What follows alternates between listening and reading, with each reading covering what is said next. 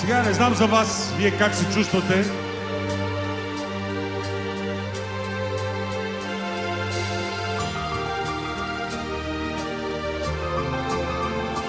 Обаче на мен ми писна. Писна ми разни, които трябва да са слуги на народа, да се правят на богоизбрани. Писна ми те да крадат и после да ги карат ние да плащаме. Писна ми правосъдието да е извратено. Писна ми да ме лъжат, че няма нужда да искам да ги изхвърля. Писна ме да ме смятат за безопасен. Всички ние сме опасни. Искам те да го разберат. Това не е политика, бе. Ние сме нормални хора. Хубаво да живеем нормално. Толкова ли е трудно да живеем нормално?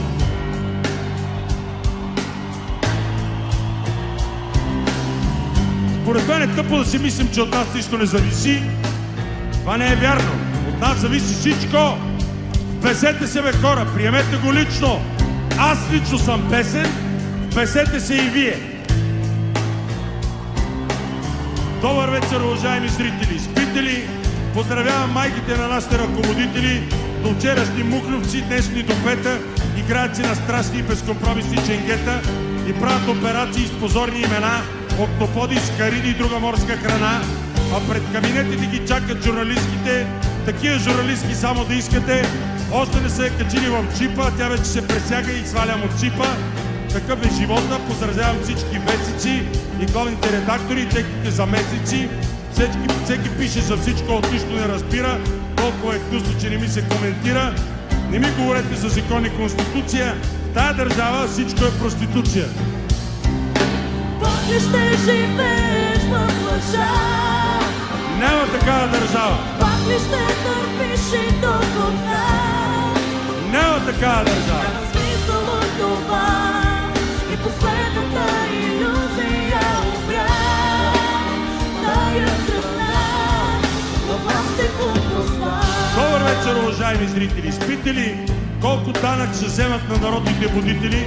Двама-трима студенти уморено протестират, няма шанс труд за тях, най-добре да емигрират. Силиконов живот, силиконови цици, силиконови мечти и фалшиви политици. Всички живеят в някаква тъпа реклама, в която свободата е сравнена с салама. Новините започват с дебат за бюджета. Какви дебати е пати, бе? Депутати ментета. На трибуната качва се някакъв педерас. Педерас, но облечен във власт. В устата му глупости, в очите му злоба. Той тая власт ще я стиска до гроба. А щом свърши поредния спешен дебат, ще отиде да чука в студентския град. Добър вечер, уважаеми зрители! Спите ли или чакате да дойдат поредните спасители? Колко пъти се повтаря старата история, изхвърляме единия, посрещаме втория.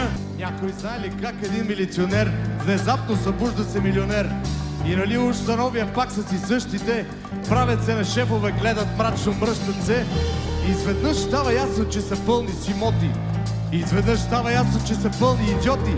И какво да ги правим сега тия кавали, щом така или иначе вече сме ги избрали? Не ви ли омръзна да ви лъжат на дребно? Не ви ли омръзна да живеете бедно?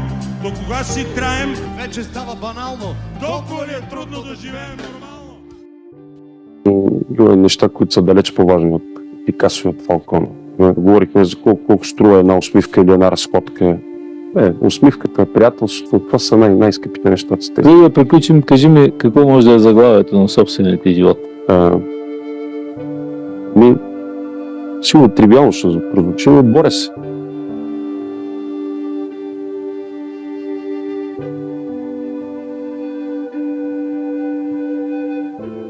Какво пишеш?